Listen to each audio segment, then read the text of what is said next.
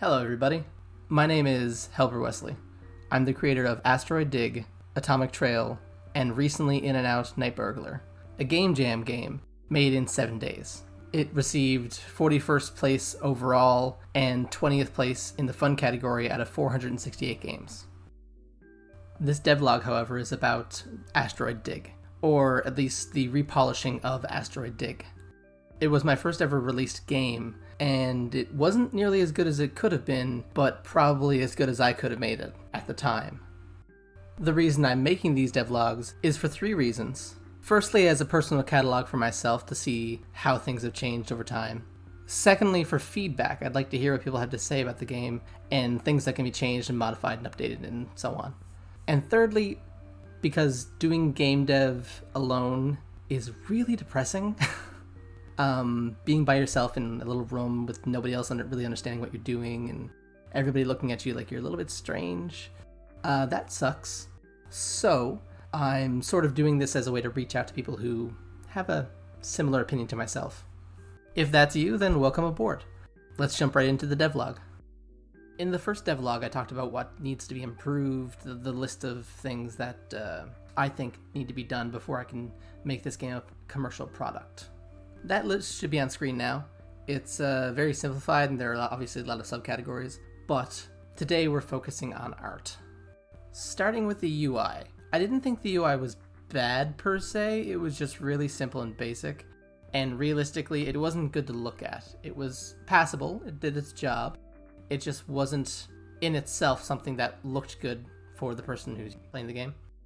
I don't know why, but I really enjoy the nuts and bolts, gritty sort of versions of space travel where you're in space, and yes, it's trying to kill you from all directions, but also it costs money to do those things. So the cheaper you can get it done for, the better off you are. And in this case, that means you're getting sent up in space in a rickety old ship.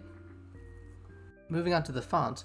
I was just using the engine's in-game font system, so it was very plain and generic looking. I don't know what the font is specifically, but I did move on to this new font called Spaceman from Factor 1 or I'm not entirely sure.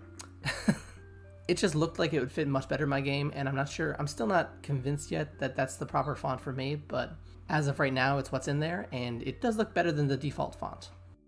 This was a comment I got on a few of my games now, a few of my early games and prototypes, was that using the default font just didn't seem to jive with the rest of the art. So using a custom font or a free font from some website somewhere will definitely make your game look a lot better than it did before.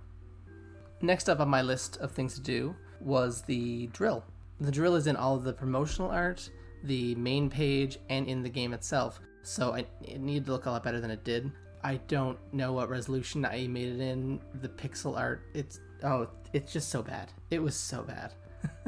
And that's not me talking from a I've gotten better now perspective. Back then it was bad. I don't know what I was thinking. I don't know why I just slapped it in there, but here it is. It's much better than it was. Hopefully this will look a lot better, and in game now I even have the drill spinning a little bit, so it rotates while you're digging, which it looks a little better that way. The ship took an embarrassingly long time to finish. It really did. I think it took me 2 full nights just to do the ship, and like, it's so basic. I don't understand why it took me that long, but it did. So that's why it's in 3 separate little videos, if you see the transition there. I like the way it turned out. I went again for that nuts and bolts gritty look to it, with metallic sheen on it. The legs very obviously are kind of flat toned. I tried a couple times on my own to make it look better, but I couldn't. I don't know if that's up in the video yet, but when it does show up, you'll see it. They're very flat in color, and like there's shadows on them, but there's no shine the same way the chip shines. Maybe I'll update that again at some point. But yeah, it looks so much better than it did before. Before it was literally, again, pixels scaled to infinity.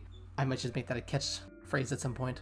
The drill is, again, just the same sort of drill style, converted to the larger size for the ship. The window has that little glare on it, and the metal trim on the ship has that metal reflective shine on it from a light source coming from above it, which I think is pretty standard everywhere. Typically light sources come in from above or from just off center of above, and people just kind of leave it that way, regardless of where the light's actually coming from, which works fine for pixel art, but if you're doing anything in a higher resolution than that, it's a bit weird.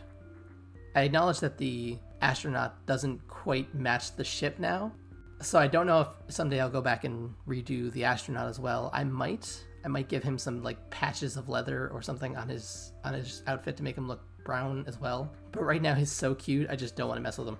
Leave him the way he is. If not broke, don't fix it. The last thing I did was work on this little animation, this little bobbing animation that I do with a lot of my sprites to make the ship look like it's animated and like it's drilling down into the dirt. This is actually really common and it's really simple to do. You just take the different parts and move them down, then move them up again. And if you want to, at the top part, like I did, you can make it a little higher than the resting animation. So when it goes down, it bobs back up and it comes back down to its starting point again.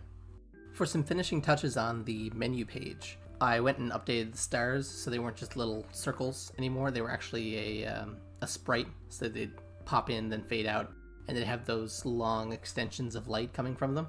Each one's a little bit different with the smaller versus the larger sizes, and then each one has a little bit of a different color to them. There's a white, there's an off-white, and then there's yellow. They were fairly simple, and I'm just using the particle system within GDevelop, the engine that I use, to create these particles, and they'll randomly pop up on the screen and fade away again. I was planning on redrawing all of the ore sprites for the menu page, but then I realized it was a silly thing to do since the game is already pixelated and I've got an ore. I just scaled it to infinity. There it is. Now it's my catchphrase. Scale it to infinity. Genuinely though, I do think this ore looks much better than it did, and if I tried to redraw it, it might just come out terrible. Don't fix it if it ain't broken. The last thing I tried to do was, I don't know why I got it in my head, but I got it in my head that mobile phones, because they're a smaller screen, need higher contrast colors for their artwork. So I thought that in the game, in the actual game screen when you're digging things up, it was the blue on blue wasn't enough of a contrast, even though it was light blue and a dark blue. It wasn't enough of a contrast to tell what things were, and it was going to be difficult for the player to see. But after talking to a bunch of people, they all say it's fine. So maybe I'm just being paranoid, but for now it's a brown background and I'll probably change it back to blue. So now for the final reveal.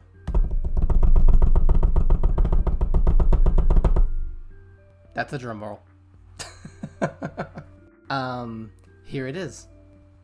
I really like how it turned out. It's a lot different from what it was, but it does genuinely look a lot better than it did before. I'll show the two pictures in contrast now, I guess. And yeah, I'll go into game in a second and show you the bouncing around and how it looks different than it did before. I like the brown outline because it was transparent before and it was kind of hidden, but now that it's not transparent, it really stands out where the buttons are and that you can press them.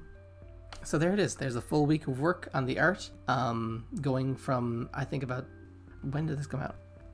It says the game was published 99 days ago. So 99 days ago from now. That was my skill cap. That was as good as I could do.